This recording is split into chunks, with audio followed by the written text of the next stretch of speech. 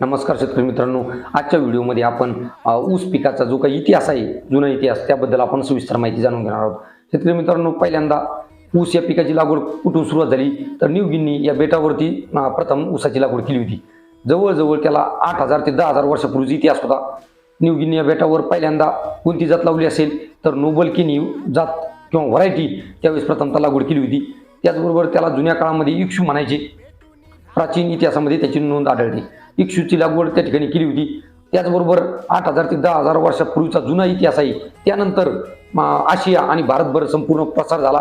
त्याचबरोबर शेतकरी मित्रांनो, ऊसाच्या अगोदर को वापरलं जातं. आता कोचा अर्थ काय होतो तर कोईमुतूर संशोधन केंद्र म्हणजे कोईमुतूर रिसर्च स्टेशनमध्ये ऊसाच्या जाती डेव्हलप होतात आणि त्यानंतर त्याचा प्रसार पूर्ण शेतकऱ्यांमध्ये होत असतो.